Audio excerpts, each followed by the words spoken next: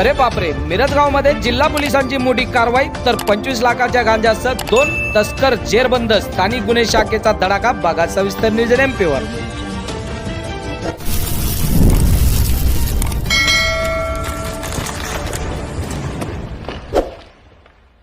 अहिल्यानगर जिल्ह्यामध्ये अंमली पदार्थ विक्री करणाऱ्यांविरुद्ध पोलिसांनी कंबर कसली असून स्थानिक गुन्हे शाखेने मिरजगाव हद्दीत एक मोठी कारवाई यशस्वी केली आहे.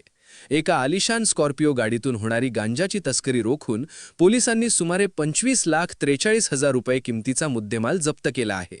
जिल्हा पोलीस अधीक्षक श्री सोमनाथ घारगे यांनी अंमली पदार्थ विक्री करणाऱ्यांविरुद्ध कारवाई करण्याचे आदेश दिले होते.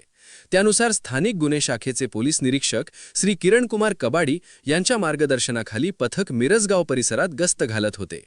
यावेळी एका स्कॉर्पिओ गाडीतून MH14 GX 2330 2 इसम गांजा विक्रीसाठी कर्जत येथून पाथर्डीकडे जात असल्याची खात्रीशीर माहिती पथकाला मिळाली. मिळालेल्या माहितीनुसार पथकाने तात्काळ मिरजगाव पोलीस स्टेशनचे सपोनी विजय झंजाड व त्यांच्या कर्मचाऱ्यांच्या मदतीने मिरजगाव ते कर्जत रोडवरील ब्रिजखाली महात्मा फुले चौक येथे सापळा लावला. संशयास्पद स्कॉर्पिओ गाडी येताच पोलिसांनी ती थांबवून झडती घेतली असता गाडीच्या डिक्कीमध्ये गांजाच्या 4 गोण्या मिळून आल्या.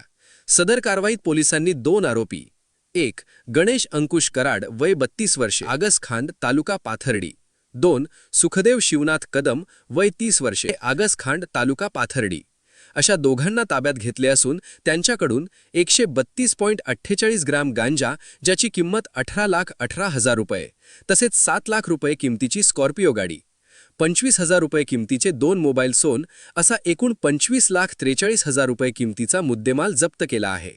ही यशस्वी कारवाई पोलीस अधीक्षक श्री सोमनाथ घारगे आणि उपविभागीय पोलीस अधिकारी श्री प्रवीणचंद लोखंडे यांच्या मार्गदर्शनाखाली पोलीस कर्मचारी भाऊसाहेब राजू काळे, हृदय घोडके, संतोष खैरे, दीपक घाटकर, लक्ष्मण खोकले, बिरप्पा करमल, श्यामसुंदर जाधव, भीमराज खसे, राहुल डोके, अमोल कोतकर, प्रशांत राठोड, मनोज साखरे, चालक अरुण मोरे आणि उमाकांत दावडे यांनी केली असून या प्रकरणी पोलीस कॉन्स्टेबल भाऊसाहेब राजू काळे यांच्या फिर्यादीवरून मिरजगाव पोलीस ठाण्यात NDPS कायद्यानुसार गुन्हा दाखल करण्यात आला आहे.